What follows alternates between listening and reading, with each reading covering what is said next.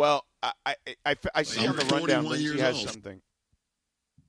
I see on the rundown Lindsay has something that it's interesting we talked about yesterday at dinner, which is the Luka LeBron dynamic. How would you guys at the moment, and again we have a very small sample size last year and a little bit this year, how do you believe they play together? Well, do they complement each other? Do they play well together? I would call it what JJ called it, synergy. Did you say? Well, let's hear JJ synergy? first. How about that? Yeah. He said synergy. Here's what he I said. thought you said synergy. No, he was awesome tonight. Just kind of took over to start the fourth and got us. That group got us the lead back. I love what's happening right now with Luka and LeBron and that partnership, whether it's pick and roll with each other. We ran stack against their blitz. Jackson gets a layup. Luka kind of tells LeBron back cut next time. He gets the lob on the very next play. There's some real synergy happening right now, and it's fun to watch. That lob that he was talking about was a spectacular play because Luka was well beyond the three-point line, and he throws just the absolute most perfectly placed Matthew Stafford-esque kind of pass. And LeBron, again, I don't want to hear about 41 years old because that's what people are so impressed with. I'm 41 years old. LeBron goes up, and I'm telling you, George, he's got to be, 12 inches above the rim when he grabs that ball. Maybe I'm exaggerating by a couple, but LeBron goes up and grabs this ball from out of nowhere and slams this thing home. And you're like, wow, what a spectacular, perfect pass.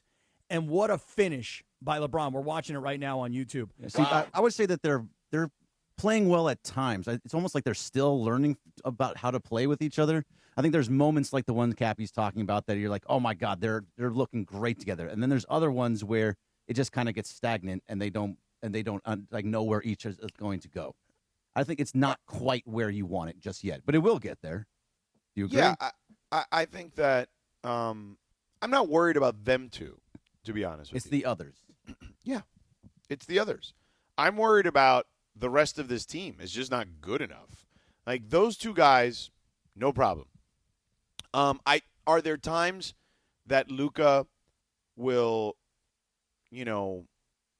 frustrate me a little bit still on some nights, and I think most of it is just still really I think he's tried more on defense, so I'm happy about that.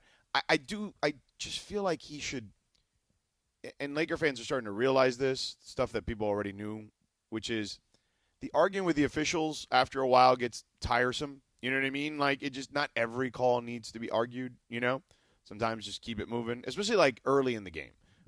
In the fourth quarter, if you want to fight with the ref, go ahead. Have at it, man. Like, I get it. You're fighting tooth and nail to win a game. But that stuff, I could see being an issue, like, still that in regards to Luka. But that's really the only – and I'm nitpicking at this point if that's the only thing I worry about with Luka. Because I do think he's giving better defensive effort. But don't you think, though, like when Luka argues with the referee over everything, to me, I see LeBron doing the exact same thing. So I feel like it's different with Luka, man. Like, I'm telling you, like, you don't – watch it more closely. I'm just telling you it's different. I just feel like both guys expect a foul. I mean, that's every guy in the NBA, but Luka takes it to a different level. Cappy, there's a reason in his freaking Nike commercial he's mocking himself, writing a letter to the officials saying, "Sorry, I'll be nicer to you moving forward." And plus, he can speak in another language, so they don't know when they're like he's cursing at them, right? Well, no, I don't think he's speaking to them in Slovenian. I think sometimes he does. I think sometimes he does. What if he speaks to them in Spanish? But he stops. So after something happens, he'll stop and talk to the ref instead of going with the play. He will just stay there. Right. And He'll let the play go behind him. Right. Correct. That's the issue. But I will tell you guys this. You asked the question about LeBron and Luka and how they're playing their chemistry together. seems fine to me for the most part. But and you tell me this. You guys, everybody jump in on this. What do you think happens? Because remember, the Lakers jumped out to this solid record. They won a bunch of games and banked wins early when LeBron was out. And really, it was more about Luka and Austin Reaves. So the first part of the early part of the season was Luka and Austin Reaves. Then LeBron came back. And then after LeBron came back, Austin Reaves went out with injury, and he's been out now for several games. So LeBron has stepped up his scoring, and LeBron has stepped up his LeBron-ish leadership, right?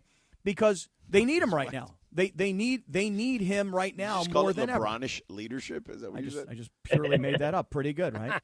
Pretty good.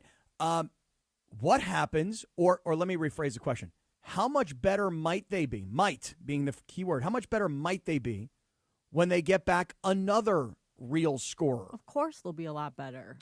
I don't know for sure. You see, this is what you said about LeBron coming back. And, he said this, too, in the postgame last night, that, he really wanted to have the chance for the three of them, him being Luka, Austin Reaves, and him, to get a rhythm, get into a groove during the offseason and heading into the season and, build off of what they did at the end of last year. But since he got injured, he wasn't able to do that. And so he said it's going to take some time. So, when we talked about whether or not they could build chemistry right off the, as soon as he comes back. And then it was wow, this is a totally different team. Once again, you're going to see a totally different team once Austin is in the mix. And it will take time because we haven't really seen Luka, LeBron, and Austin Reaves for an extended period of time so far this season because first it was LeBron hurt, then Luka missed time in between.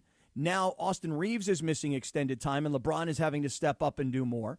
So when Austin comes back in the middle of the season with no practice time, how do you create this chemistry? You got to do it on the fly during the regular season. You got to do it in game.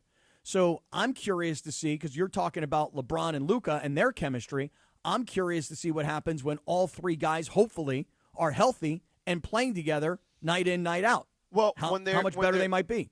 When they'll be better offensively.